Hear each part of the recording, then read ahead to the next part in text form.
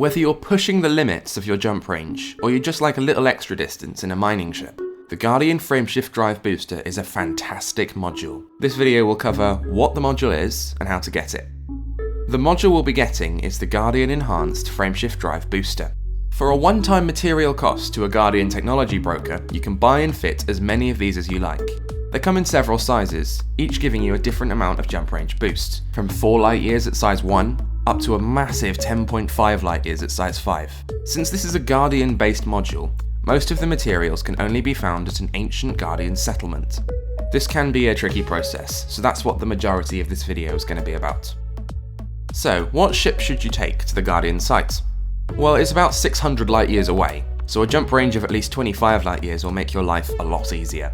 Also, we'll be landing in a relatively small space, so a large ship probably isn't the best idea. As far as modules go, it's essential that you pack at least one SRV.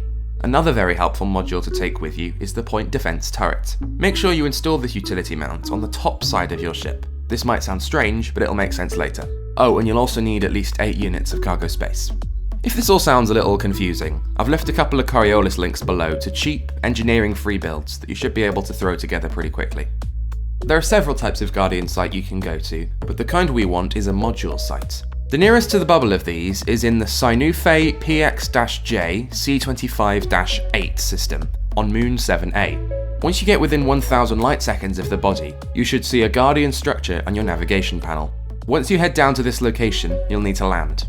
You might be tempted to land on a far away piece of land, but the key is actually to land as near as possible to the site. This image should look roughly like the site that you see. I suggest you land in this area as it's nice and flat.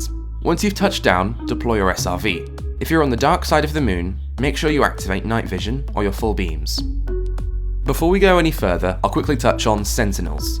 These guys look and sound scary, but they're nothing to worry about. If you encounter them, simply hit your handbrake, put a few pips to weapons, hop in your turret and fire. They're surprisingly easy to destroy.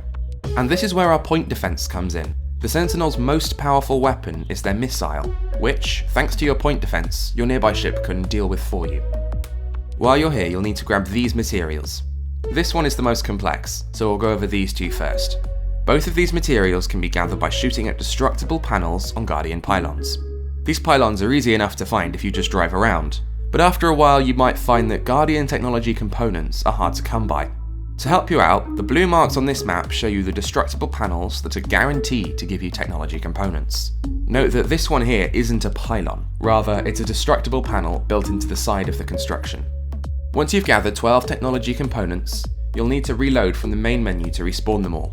I know, a disgusting relog, but you should only have to do it once. At some point in this process, you're likely to run into a different kind of pylon with a strange blue thing in it. If not, the green marks on the map show you where you need to go. Target the ancient relic on top and fire at it. It should break off, letting you scoop it into your cargo bay. You'll need this for later. Once you've got at least 21 power cells and 21 technology components, it's time to get this Guardian module blueprint. This can be a little stressful the first time you do it, but as long as you stay calm, you'll be fine. Head to the podium at the top of the site, then fire at these 2 pillars. Make sure you aim at these blue sections and keep firing until you see this message. Once you trigger one of these pillars, a timer will begin. You now need to find the 4 similar pillars dotted around the site. You should be able to find them on your own, but if you're having trouble, the red markers on this map show you where each of these pillars are. Once you've activated all 6 pillars, the timer should end. Head back to the podium at the top of the site and put your SRV in roughly this spot. Go to Inventory, click on your Guardian relic and select Jettison. The relic will be pulled into the contraption, triggering the breathtaking sight of the ancient machine's activation. This is a moment I'd suggest you experience for yourself, so I won't put a clip of it in this video. All I'll say is that you want to data link scan the terminal that appears. That's all we'll need from this site. Make 100% sure you've got these materials, then you can head back to the human bubble. All you've got to do now is gather 24 focus crystals and 8 HN shock mounts.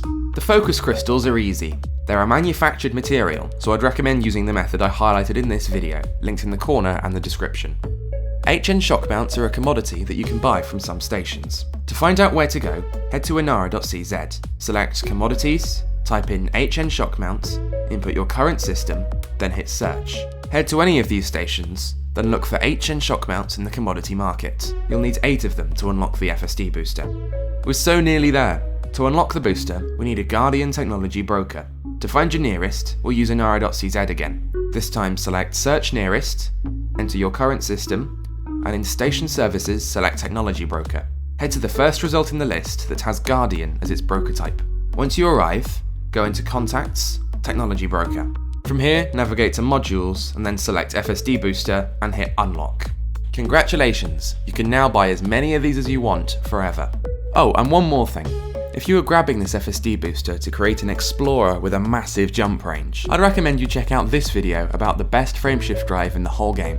I'm fairly sure it's not the one you'd expect. Links are in the corner and in the description. Once again, thanks so much for watching.